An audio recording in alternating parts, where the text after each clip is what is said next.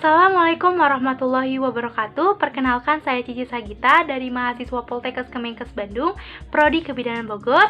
Saya di sini akan memberitahukan mengenai COVID-19 atau virus corona.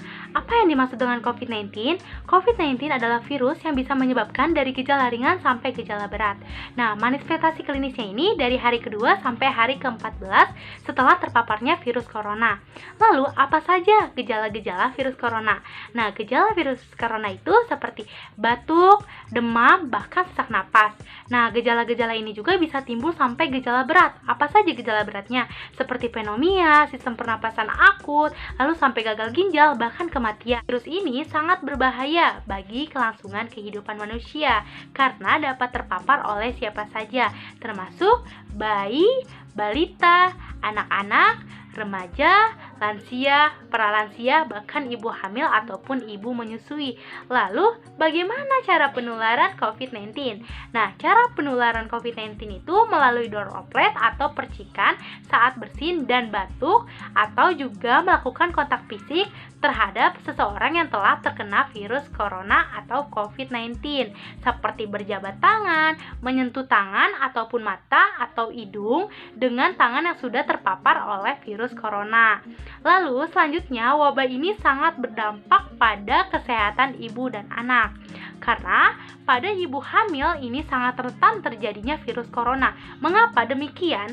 Karena saat ibu hamil ini mengalami perubahan sistem imun yang sangat mempermudahkan ibu hamil ini dapat terjadinya virus corona pada sistem pernapasan akutnya ataupun infeksi pada sistem pernapasan akutnya. Lalu selanjutnya juga pada bayi ataupun pada anak-anak ini dapat sekali termudah terkena virus corona, apalagi usia bayi yang tergolong di bawah 12 bulan dan anak-anak yang di bawah usia 5 tahun. Lalu selanjutnya ini pasangan usia subur. Nah, pasangan usia subur ini bisa menggunakan metode kontrasepsi jangka panjang. Apa saja metode kontrasepsi jangka panjang? Yaitu seperti IUD, implan ataupun IUD. Nah, dan pasangan usia subur ini diharapkan selalu konsultasi melalui via chat ataupun via online seperti telepon kepada pihak tenaga kesehatan agar mendapatkan alat kontrasepsi yang baik dalam pandemi COVID-19. Untuk COVID-19 sangat diperhatikan kepada golongan yang sudah memasuki pralanjut usia ataupun lansia dan bayi yang berusia 12 bulan, lalu anak-anak yang di bawah 5 tahun karena mudah sekali terjangkit COVID-19 atau virus corona. Lalu selanjutnya di sini ada kasus mengenai data terupdate mengenai COVID-19 atau virus corona. Di sini saya sudah cantumkan, saya mendapatkan ini dari situs web yaitu kompas.com pada tanggal 7 Juli 2020 pada pukul 16.08 WIB. Nah, di sini terbilang bahwa terkonfirmasinya itu 64.958, lalu yang dirawat itu 31.798, lalu yang meninggal itu 3.241, dan yang sembuh 29.919.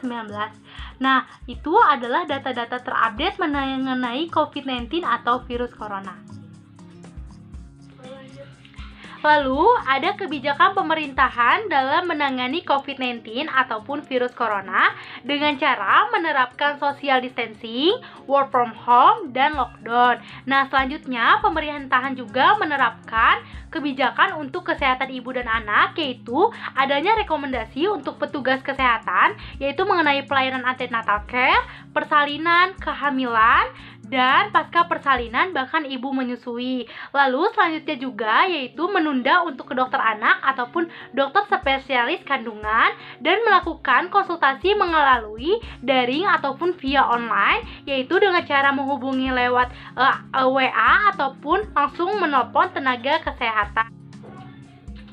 Berbagai kebijakan ini harus dibantu dengan upaya preventifnya, yaitu mencuci tangan 6 langkah selama 20 detik dan menggunakan masker jika sedang batuk ataupun bersin, dan memperbanyak makanan yang sehat, yaitu termasuk sayuran dan buah-buahan.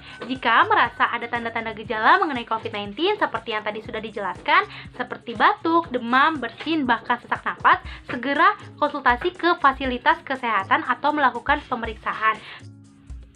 Selanjutnya, hati-hati jika melakukan kontak dengan hewan dan jangan memakan daging yang mentah. Diharapkan jika ingin keluar rumah yaitu hanya hal-hal yang mendesak saja dan tetap menjalankan protokol yang ada dengan cara menggunakan masker.